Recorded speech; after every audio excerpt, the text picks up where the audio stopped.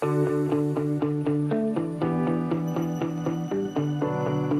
friends, tis me, Bobby B.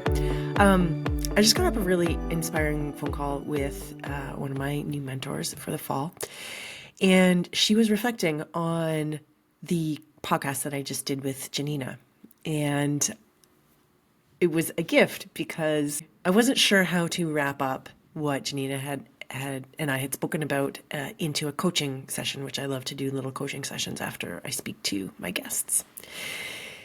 And my student, my mentee, I'm not sure what to call these people. The person I'm working with, the photographer I'm working with, she is struggling with finding her voice. And one of those main struggles is that she doesn't want to fail. It's a common fear. We don't necessarily want to fail. And Janina, the whole podcast was about her not really fearing failure. She got into the career because she's like, I might fail, but I'm going to do it anyways. And a lot of the photos she takes are like, I might fail, but I'm going to do it anyways. But then at the end of the podcast, she said, as long as I don't fail for my clients. And I heard her say it, and I tried to rework it a bit by acknowledging the success that she has experienced. Success by her definition, and arguably by lots of our own definitions. Janina is a successful photographer, and reframing her not wanting to fail for her clients as as that she hasn't, right? Because she is successful. And so I was talking with my student, and she was like, yeah, and even though the podcast was about not really fearing failure, not wanting to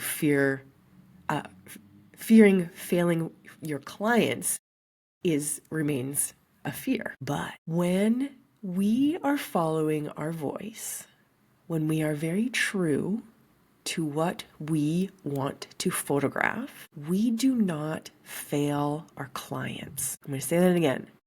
When we follow our voice and we photograph what we are interested in, we do not fail our clients. So even though Janina said she doesn't want to fail her clients, she won't be failing her clients because she is shooting what she wants to shoot. And she's doing that from a place of not being scared of failing. Accepting that failing is part of that journey in finding your voice and sharing your voice. So I wanted to spend a little bit of time, just a few minutes today, reflecting on how we treat our clients when we are scared of failing. So a lot of us have perceptions about what our clients expect from us. In many ways, we have set up that expectation based on how we market and the work that we share. People have expectations from what we've shared. They have expectations based on a lifetime of being peripherally or directly aware of family photography as a genre or wedding photography as a genre, seeing their friends, seeing their families, their own.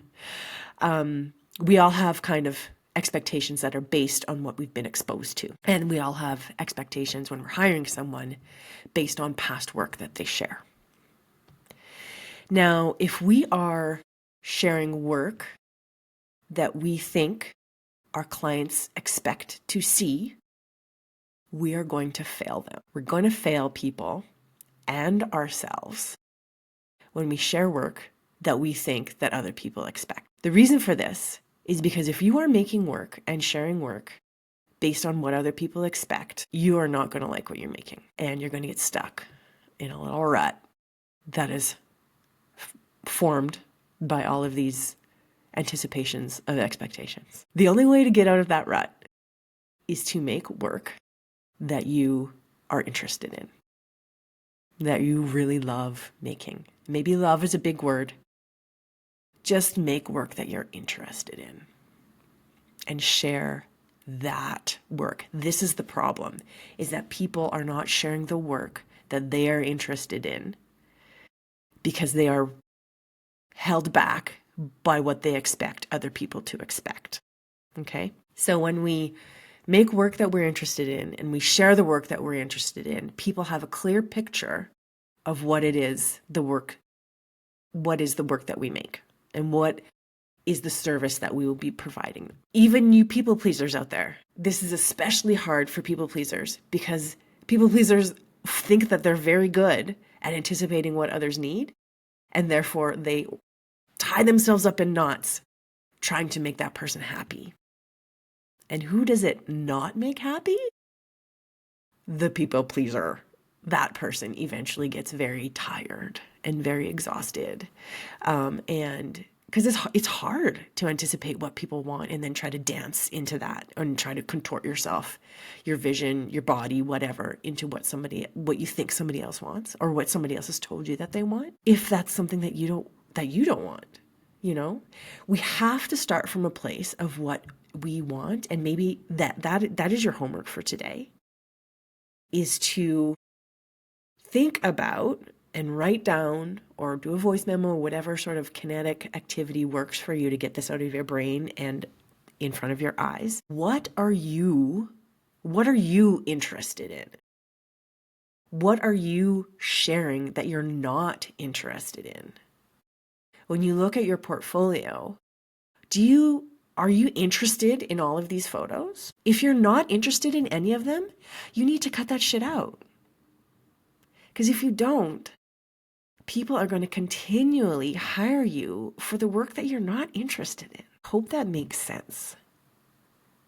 What you could do today is go to your website, do a very, very quick scroll, listen to your brain, how often it tells you, well, I should show at least one group photo. Why? If you're not interested in group photos, why would you show it? I stopped showing bridal party photos because I just don't really enjoy doing the big wedding party photos. I don't get clients who have big wedding parties. Or I get clients who have wedding parties, but they don't want to do a bunch of photos with their wedding party.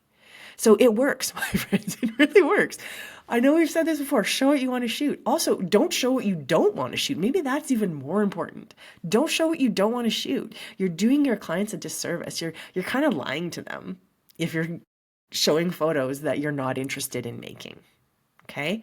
Go through your website today or tomorrow, whenever you listen to this, and take out the photos that you're not interested in. Maybe there's a portrait that you're like, this one was for their auntie or their mom to put on her fridge. If you're not interested in that photo, get rid of it. If you love that photo, keep it. I'm not judging what you're sharing. I don't want to judge anything. I'm encouraging you to really be thoughtful about what it is that you are sharing. Share what you are interested in. The world needs to know what you are interested in, not in what you think everybody else is interested in, okay? That's why we keep sharing the same stuff. It's because we think that people want to see this, and it just becomes a self-perpetuating, boring wheel of everybody making the same thing. No, you are particularly interested in certain things, and you see them in a certain way. Share that.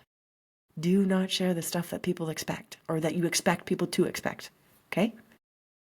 Get rid of it. If it doesn't make your heart do a little skip, or like if it doesn't have any sort of reaction to it. In fact, if you're like a little bit bored by an image that's on your website, get rid of it. Take it off. Don't share it. Don't show it. All right. I hope that spurred you a little bit. I hope that gave you a little bit of upliftingness, a little bit of courage to understand that you are not going to fail your clients if you are sharing your honest work. If you're honestly sharing what you are interested in, and that is what you're showing your clients, you will not be failing your clients. I promise. Have a beautiful day, my friend.